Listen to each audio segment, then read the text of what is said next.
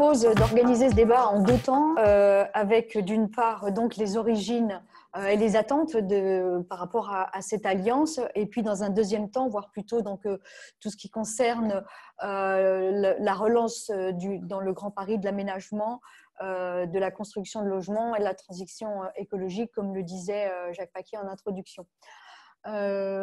Donc pour l'origine, alors que c'était donc Bertrand Savouré qui avait…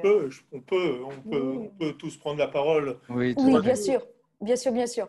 Donc justement, j'allais commencer avec vous, Monsieur Principal, parce que c'est vous aussi qui étiez, ce que vous m'expliquiez hier, qui était aussi à l'origine. Donc peut-être que vous pouvez nous refaire un rapide historique de la genèse de cette alliance. Oui, bien sûr. En fait, c'est une conjonction naturelle et je pense que ça s'est passé aussi avec Christine Lecomte et avec Marc Villand. Pendant les premières semaines du confinement, avec Bertrand Savouré, avec lequel on a régulièrement des rapports, on s'est contacté puisqu'on a voulu lever les premiers barrages qu'il y avait à la régularisation des actes de vente, parce qu'il y a beaucoup d'agents immobiliers qui avaient des transactions, aussi des clients, des transactions qui étaient bloquées.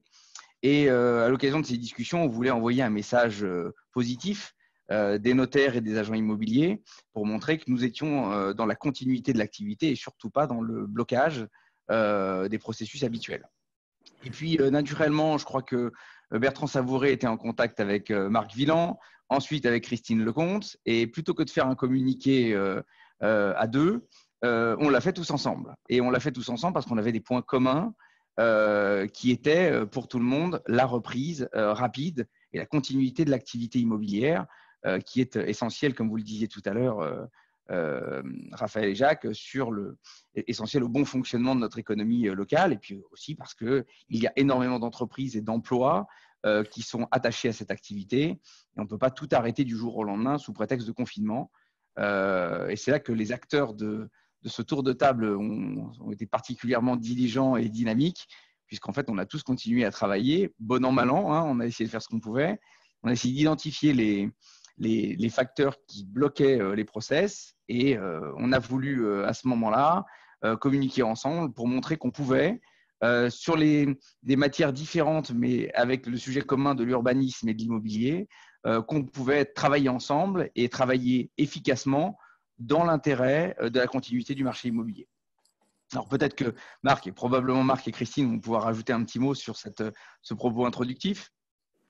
En ce qui nous concerne, on a commencé à travailler avec les notaires pour faire modifier les ordonnances du gouvernement, notamment en ce qui concerne les suspensions de délais. Puisqu'au début, les délais étaient tous reportés et on a réussi à expliquer, si vous voulez, il y avait un certain nombre de sujets très techniques et on a réussi à passer du report, je simplifie, à la suspension avec une petite semaine de carence.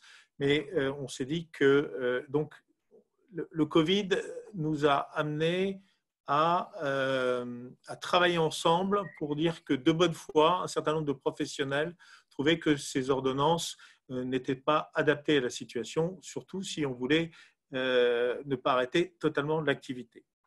On a été entendus, il y a eu une ordonnance modificative et on a retravaillé ensemble. Et il y a eu de nouvelles ordonnances rectificatives. Ça, c'est les préoccupations de court terme. Relancer le travail, 2,5 millions d'emplois dans le bâtiment, 30 000 dans l'immobilier. Je pense que la filière ingénierie architecte, c'est du même ordre. Donc, c'est une filière extrêmement importante et non délocalisable. Et après, l'intérêt du groupement, c'est aussi de travailler sur la ville de demain, et ça, Christine en dira plus, et de partager un petit peu, en fait, rapprocher dans la difficulté, c'est de partager et d'essayer de voir plus loin pour construire un urbanisme raisonné. Alors maintenant, il y a le terme résilient qui était très à la mode, mais donner un avis objectif de professionnels et essayer d'abord, entre nous, de le partager pour le porter un peu sur la place publique après. Mais il y Je avait laisse quand la même, parole à Christine. Oui, une seconde. Il y avait quand même cette première proposition d'accélérer la dématérialisation aussi. Bien sûr. Quand même, hein, oui. Non, mais je complétais l'introduction, mais après, okay. il y a beaucoup de choses à dire sur la dématérialisation. Ah. Oui, c'est vrai qu'il y avait deux parties en fait. Il y avait à la fois l'immédiateté, un besoin de se rassembler tout de suite pour répondre aux questions d'urgence qui ont apparu avec la Covid. Et puis ensuite, l'après. Parce qu'effectivement, on a vu dans le confinement notamment la possibilité de réagir très vite à des choses pour lesquelles on aurait dit avant, ah ben non, ça va mettre 3 mois, ça va mettre 6 mois, ça va mettre 2 ans. Et en fait, on se rend compte qu'on est en capacité de prendre des décisions sur des sujets dès lors qu'on est en situation de crise. Mais on ne peut pas le faire si on est seul. C'est-à-dire, les architectes ne peuvent pas le faire seuls, les promoteurs ne peuvent pas le faire seuls, les professionnels ne peuvent pas. Donc, l'idée qu'on s'est dit, c'est qu'il fallait qu'on ait vraiment la possibilité de proposer des choses de manière transversale, c'est-à-dire pas chacun dans son coin, mais ensemble, d'ouvrir aussi notre alliance à la possibilité qu'il y ait d'autres personnes qui viennent dans ce tour de table pour amorcer une forme de dialogue à la fois dans l'immédiateté. Donc là, c'était en l'occurrence sur la dématérialisation des autorisations d'urbanisme qui était vraiment le frein et qui est le frein pour beaucoup à la poursuite notamment de la période des études. Et puis, d'un autre côté, pour la réflexion sur les changements qu'on va tous avoir à faire et qui vont sans doute faire muter ou évoluer nos propres métiers ou nos propres manières de construire les opérations de demain. Et on l'appelle de nos voeux les architectes, mais les autres professionnels, je pense également, parce qu'il y a cette transition écologique, mais on a aussi vu le déséquilibre social qui s'était créé, notamment dans la métropole. Donc, on a aussi envie de pouvoir aider à ce que ce plan de relance économique soit aussi un plan de relance sociétal et qu'il ne soit pas simplement dans une dynamique de refaisons ce qu'il y avait avant. On a cette opportunité, il va y avoir énormément d'argent qui va être mis sur la table, il faut qu'on ait des objectifs. Et ce qui est important aussi, c'est de montrer qu'on sait faire les choses. Et comme on a des opérations exemplaires dans plein de domaines, on a plein de ressources, il faut mettre ces ressources en commun pour voir comment on peut lever les freins pour que ces ressources deviennent non pas des opérations extraordinaires, mais des opérations ordinaires. C'est peut-être un petit peu trop tôt, mais quand même, ça fait pratiquement 1 mois que l'Alliance est créée. Est-ce que vous avez d'ores et déjà quelques résultats, quelques décisions qui ont été prises, avancées, que vous pouvez nous citer l'un ou l'autre Notamment, l'Alliance, comme je disais, a pesé sur les ordonnances, Oui. sur la VFA dématérialisée, et donc on a obtenu quelques résultats. En tout cas, on a pesé sur les choses. Après, ces chantiers, on ne peut pas encore les fermer, puisque le processus de vente est quand même encore lourd par numérique. Les autorisations administratives, comme on le disait, repartent très doucement. Je vous disais en préalable qu'on est aujourd'hui en VFA. Olivier parlera de la vente achevée, mais en ce qui concerne la VFA, on a un niveau de mise en vente de moins 67% et moins 73% pour le collectif. Niveau jamais atteint depuis qu'il y a des élections. C'est la conjugaison de ces élections, malheureusement à 2 tours, de ces élections un peu spéciales, et du Covid, et de la non-préparation à tout ça. Après, si vous voulez, donc il y a un effort de dématérialisation à faire dans les villes. Je sais très bien que les maires ont été en première ligne partout. Donc, les maires ont un travail de folie par rapport à ça. Mais ce sont d'eux dont dépendent les choses. Alors, voilà. Donc, on a eu quand même déjà un certain nombre de résultats, et on pense qu'on va continuer à travailler ensemble et qu'on en aura d'autres, puisque cette alliance est un petit peu improbable et totalement, quelque part, objective. Voilà. C'est pour faire avancer les choses. Point barre. Okay. Merci beaucoup. Donc, Bertrand Savouré vient de nous rejoindre. Bonjour, maître, et merci beaucoup. Vous avez réussi à surmonter les problèmes techniques. Donc, oui, on a commencé un petit peu à présenter cette alliance. Peut-être vous pouvez nous dire le côté notarial de votre action dans cette alliance improbable, comme disait M. Villan.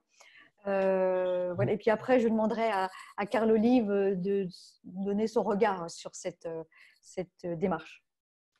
Voilà, écoutez, d'abord, je suis absolument confus de rejoindre avec tant de retard cette réunion. Petit problème technique qui nous rend toujours très humbles par rapport à la technologie, mais je dois être à peu près à ma 78e réunion Zoom et c'est la première qui fait défaut à ce point-là. Bon, voilà, c'est comme ça, il faut que ça arrive. Il faut que ça arrive à un moment ou à un autre. Voilà, j'en suis désolé. Donc, je veux surtout pas redire ce que mes collègues et amis ont dit avant moi, certainement. Je suis très heureux qu'on ait cette réunion et qu'on reparle de l'appui. C'est vrai que cette organisation qu'on a mise en place est née comme, j'imagine, ça a été très bien expliqué, de besoin qu'on avait de structurer un peu notre façon de travailler ensemble. Et ça s'est ressenti très fortement pendant la période du confinement, parce que on a finalement les mêmes difficultés. Tous les professionnels de la chaîne de l'immobilier et de l'urbanisme, on a rencontré la même nature de difficultés, la dématérialisation, notamment le télétravail de nos collaborateurs, et on s'est rendu compte à quel point, enfin, on s'est rendu compte, on le savait, mais finalement, on a touché du doigt la difficulté que ça représente aussi, cette interdépendance de nos professions. Et c'est vrai qu'on ne comprend pas le besoin, ou on ne mesure pas l'importance de cette interdépendance dans la vie de tous les jours quand tout fonctionne très bien, parce que quand tout fonctionne très bien, on prend notre téléphone, on envoie un mail, on appelle un promoteur, un architecte, un agent immobilier, tout se passe très bien, il n'y a jamais de difficulté. Et finalement, on ne s'en félicite pas dans la vie de tous les jours. Et donc là, comme ça ne fonctionnait pas du tout de la même façon, qu'on avait des intérêts communs, on a décidé de structurer notre action pour faire en sorte que cette interdépendance puisse vraiment trouver son application dans la vie de tous les jours. Voilà, c'est ça l'appui. C'est d'une part structurer et organiser notre action commune, parce que rien de bien ne se fera sur le marché immobilier si on ne travaille pas bien ensemble. Les pratiques sont exactement similaires, on a des besoins identiques et qu'on a le même souci de faire prospérer la chaîne de l'immobilier au bénéfice de nos clients. Voilà. Et puis, comme ça a certainement été dit, vous me direz s'il faut poursuivre sur ce point, mais c'est vrai que les relations que nous avons avec les collectivités territoriales, avec l'État, sont des relations essentielles et je suis très heureux de faire la connaissance de Carl Olive à cette occasion. Je profite d'ailleurs pour féliciter, parce que si j'ai bien compris, votre nomination de maire est aujourd'hui acquise. Donc, je vous félicite pour votre élection à la mairie de Poissy. Et c'est vrai que c'est la démonstration, et je vous remercie d'avoir organisé ce webinaire dans ce sens, la démonstration que ce que nous voulons faire, c'est aussi un travail très constructif avec les collectivités, avec les partenaires, les services de l'État, etc. Parce que pendant, encore une fois, ce confinement, on s'est rendu compte qu'il fallait être constructif et qu'il fallait construire des choses pour l'avenir. Voilà. Donc, on aura beaucoup à dire dans la relation avec nos élus, avec les collectivités, ce qu'on peut apporter, ce qu'on peut produire, une expérience, une façon de travailler plus rapide. On a parlé probablement de dématérialisation. Donc, voilà. Donc c'est ça un peu l'appui Grand Paris, qui a destination d'ailleurs, qui a vocation peut-être à se décliner dans d'autres régions. Hein, mais pour le moment, on l'a construite autour du Grand Paris parce que c'est notre autre et notre dernier message, c'est que s'il y a bien une chose dans laquelle nous croyons, c'est le Grand Paris qui existe déjà et qui doit se poursuivre. Voilà.